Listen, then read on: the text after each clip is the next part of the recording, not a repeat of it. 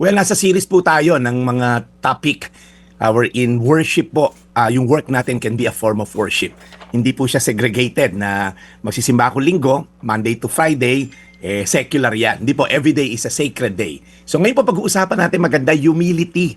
Yan, kailangan natin to. Sabi po sa Philippians chapter 2 verse 3, don't be selfish, don't try to impress others, be humble, thinking of others as better than yourselves.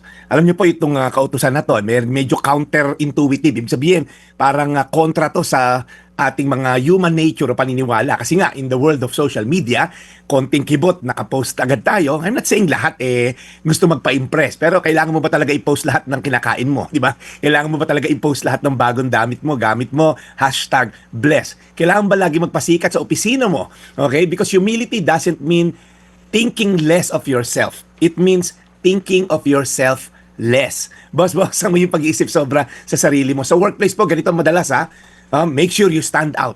O protektahan mo yung position mo. Kailangan ikaw pinakamagaling, ikaw pinakamadiskarte, promote yourself. Pag nandyan si boss, pasikat ka, pakitang gilas. But the Bible offers a different way. Godly leadership is not about lifting yourself higher. Sa halip, ito po isang pagpapakumbaba upang maiangat yung iba. So humility recognizes that everything is from God. Sabi nga sa James, every good gift is from the Lord. So yung intelligence mo, yung skills mo, yung opportunities mo, yung mga giftings mo, alam mo lahat yan galing kay Lord. Kaya pag alam mong galing kay Lord, ang default mo, Lord, salamat sa oportunidad na makapagtrabaho dito. Salamat sa promotion na binigay mo dahil sa pagbigay mo sa akin na opportunity magtrabaho dito. So the more you recognize na galing kay Lord, the lesser you boast ng sarili mo. Sabi nga rin sa isang verse sa Biblia, God opposes the proud, but He gives grace to the humble. Pag daw po tayo nagyayabang, kalaban daw natin ang Diyos. Pag nagpapakumbaba, may grasya ang Diyos. Pangalawa po, humility listens before you speak. So hayaan mo yung iba magsalita. Hayaan mo yung iba mag-promote ng sarili nila because in the workplace, humility shows up in teachability. Pagka po tayo humble, ibig sabihin, hindi mo alam lahat. A humble person is willing to be corrected, willing to be teached. A humble leader welcomes feedback, willing to learn. Yung mga mayabang po, ang salita niyan, alam ko na yan. Yung mga humble po, ngayon ko lang nalaman yan, I can still grow my knowledge. And lastly, ito po yung pinakamaganda, yung humility po ay nire-reward ni Lord. Kaya pag tayo po ay lagi nag-humble, tayo po ay pinopromote ng Diyos. Promotion comes from the Lord. So humility po, lift others instead of competing with them. Kaya tayo po mga leader na nakikinig ngayon, empower natin yung mga tao na sa baba natin. Ituro natin lahat na nalalaman natin. Ang joy mo sa leader, makita mo yung mga nililid mo, ay mas umangat sa'yo.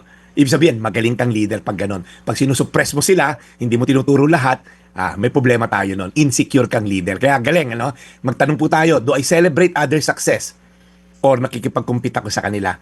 Pangalawang tanong, open ba ako sa correction? O parang feeling ko alam ko na lahat? Do people feel lifted up pagkakatrabaho ko sila? Ulitin po natin, Philippians chapter 2 verse 3, don't be selfish. Don't try to impress others. Be humble, thinking of others as better than yourself. So again, tayo po yung manalangin. Panginoon, salamat po. Kami po yung nagpupuri sa iyo, nagpapasalamat sa trabaho, sa oportunidad. Maaring isang housewife na nakikinig ngayon o isang tao, Lord, na nasa mataas na posisyon. Lord, tulungan mo kami, Lord God, maging mapagpakumbaba. Hindi kami narito sa lupa upang kami ang ma-lift up. Ikaw lamang ang mag-glorify. Sabi nga sa Biblia, sa lahat ng aming ginagawa, ikaw ang mag-glorify. Kaya Lord, tulungan mo kami tanggalin yung pagiging mayabang, yung hambog. Lord God, turuan mo kami, Lord God, na maging mapagpakumbaba at makita ang kagalingan ng iba at ma-impart kung meron man kaming konting kagalingan, maipasa namin to sa iba. Salamat, Lord, sa pagpapakumbaba ng karamihan. In Jesus' name. Amen. Today's Reflection with Pastor Jeff Eliscopides.